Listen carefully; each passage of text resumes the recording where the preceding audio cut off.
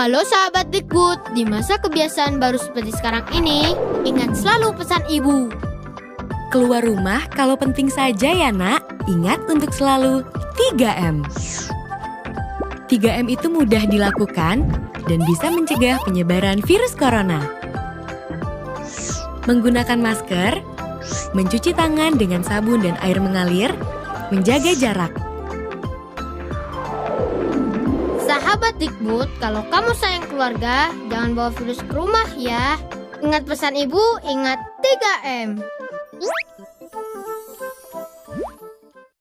Assalamualaikum warahmatullahi wabarakatuh. Selamat pagi anak-anak. Bertemu lagi dengan Ibu Pera Ristika dalam pembelajaran Bahasa Indonesia kelas 9. Hari ini kita akan belajar mengenai teks cerita inspiratif.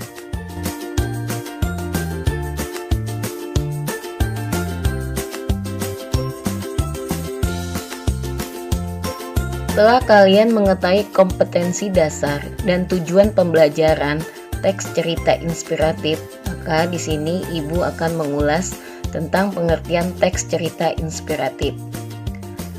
Pertama, definisi inspiratif adalah sesuatu hal yang bisa memberikan pengaruh berupa semangat dan kekuatan untuk melakukan atau membuat sesuatu. Dan kita ketahui bahwa inspirasi itu merupakan sebuah ide-ide kreatif ya, akibat dari proses belajar dan peduli kepada sekeliling kita. Itu untuk inspirasi ya.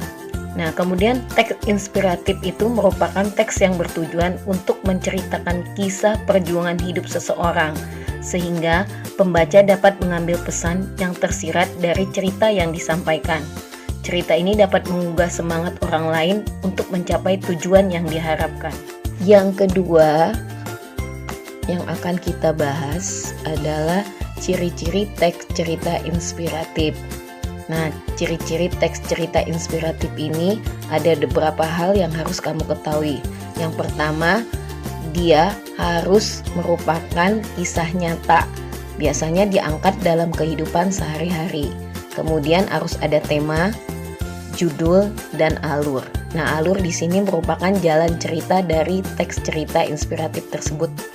Kemudian bersifat naratif. Maksudnya di sini sama juga bersifat narasi ya, yang mana memiliki makna pengisahan suatu cerita atau kejadian, atau dapat dikatakan sebagai prosa yang subjeknya merupakan suatu rangkaian kejadian. Kemudian di dalamnya juga harus ada tokoh yang akan diceritakan. Yang ketiga yang akan kita bahas adalah struktur teks cerita inspiratif. Nah, struktur teks cerita inspiratif ini terdiri dari satu, orientasi. Ini merupakan bagian perkenalan tokoh atau latar dari tokoh tersebut yang ada di dalam cerita ya. Kemudian yang kedua, bagian perumitan peristiwa. Dimulai dari awalnya terjadinya sebuah peristiwa atau masalah sampai pada puncak masalah. Kemudian yang ketiga, bagian komplikasi.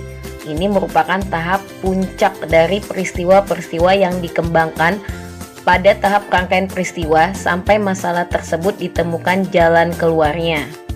Struktur teks cerita inspiratif yang keempat adalah bagian resolusi. Ini merupakan tahap penyelesaian masalah. Sementara yang kelima adalah bagian koda. Ini merupakan penutup dari sebuah cerita inspiratif. Dalam hal ini disampaikan kesimpulan dan pesan moral yang dapat kita ambil dari cerita tersebut. Sekarang kita coba mengidentifikasi cerita inspiratif. Judulnya Botol Keluarga Cempaka. Rumah megah keluarga Cempaka sedang berduka. Kepala keluarga mereka baru saja meninggal dunia. Pekan lalu menyusul permaisurinya yang telah pergi lebih dulu. Keempat anaknya sedang berkumpul di rumah itu untuk menunggu pembacaan wasiat yang ditinggalkan oleh sang ayah. Ini merupakan contoh orientasi karena di situ sudah memperkenalkan tokoh. Di situ ada kata kepala keluarga yang baru saja meninggal yang disusul oleh permaisuri. Kemudian ada keempat anak yang sedang berkumpul di rumah itu untuk menunggu pembacaan wasiat yang ditinggalkan oleh ayahnya. Tak lama pengacara keluarga itu pun tiba. Ia adalah orang berwenang yang akan membacakan surat wasiat keluarga cendana. Tanpa basa-basi, sang pengacara lantas membuka surat wasiat yang masih disegel di dalam amplop tersebut. Namun, ketiga melihat matanya berkerut. Ia sempat tertegun dan tampak keheranan membacanya. Anak pertama dari keluarga Cempaka pun lantas bertanya, "Ada apa, Pak? Kok Bapak tampak keheranan begitu?" tanyanya. Ini merupakan contoh perumitan peristiwa yang mana masalah mulai muncul. Di situ dapat kita lihat pada kata ketika melihat matanya berkerut. Nah, ia sempat tertegun dan tampak keheranan membacanya. Ya, di situ pengacara mulai keheranan membaca surat wasiat tersebut dan anak pengacara dari keluarga Cempaka pun bertanya kepada pengacara tersebut. Nah, jadi di situ kita dapat lihat masalah mulai muncul. Sang penjaga surat wasiat akhirnya mulai berbicara. "Mohon maaf, tapi tampaknya isi surat wasiat ini akan cukup mengagetkan." Sambil menghela napas, ia segera membacakan surat tersebut. "Saya menyerahkan seluruh harta benda yang saya miliki kepada yayasan sosial perusahaan saya, yakni Cempaka Foundation, untuk kemudian digunakan sebagaimana mestinya dalam mempertahankan yayasan dengan misinya untuk memaksimalkan bantuan sosial dalam seluruh sektor kehidupan. Sementara itu, untuk keempat anak saya mewariskan masing-masing satu buah botol berisi air mineral untuk dimaksimalkan menjadi bekal kehidupan bagi kalian semua." Semua terdiam dalam keheningan. Dalam cerita ini mulai terlihat komplikasi memuncak atau masalah memuncak karena di situ ternyata harta dari keluarga Bapak Cempaka dilimpahkan kepada Cempaka Foundation, sebuah yayasan bantuan sosial, sementara anak-anaknya hanya diberikan masing-masing berisi air mineral, satu botol air mineral. Nah, ini merupakan komplikasi. Pembaca surat wasiat kemudian membuka koper. Benar saja, isinya adalah botol kaca yang berisi air bening. Anak pertama keluarga Cempaka lalu mengambil salah satu botol dan segera membukanya. "Ini sih air mineral biasa," sambil mengeluarkan isinya. Tak lama ia pun keluar dari rumah itu dengan wajah murka. Ia lantas melemparkan botol itu ke got terdekat rumahnya. Namun, anak-anak yang lain lantas memandangi ketiga botol yang tersisa. Mereka mendiskusikan apa maksud dari peninggalan warisan tersebut. Ternyata selang beberapa tahun kemudian, anak kedua keluarga Cempaka sukses meluncurkan produk jus buah botolan yang dihargai 10.000, namun telah dijual di hampir seluruh warung, supermarket, dan pasar di Indonesia. Sementara itu, anak ketiga telah menjalin kerjasama dengan Koperasi Madu Nusantara untuk menjual madu botolan yang dijual senilai Rp100.000. Kemudian, si bungsu dari keluarga Cempaka telah menemukan tumbuhan baru yang memiliki wewangian khas dan tidak dapat ditemukan dimanapun, dan telah mendapatkan kontrak tetap untuk bekerja sama dengan perusahaan parfum ternama. Tak perlu dipertanyakan lagi harganya, jutaan rupiah untuk satu botol. Pada bagian ini merupakan contoh resolusi. Di situ dapat kita lihat penyelesaiannya bahwa ketiga anak yang tadi telah mendiskusikan apa maksud dari warisan ayahnya.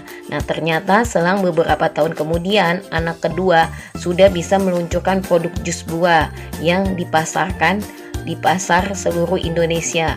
Kemudian anak yang ketiga, dia sudah menjalin kerjasama dengan Koperasi Madu Nusantara untuk menjual madu yang harga satu botol madunya berkisar senilai Rp100.000. Sementara si bungsu sudah bisa menemukan tumbuhan baru yang memiliki wewangian. Kemudian dia bekerja sama dengan perusahaan parfum ternama yang bisa harganya puluhan juta rupiah. Rupanya itulah maksud dari warisan peninggalan orang nomor satu keluarga Cempaka tersebut. Botol yang sama bernilai tergantung dari isinya.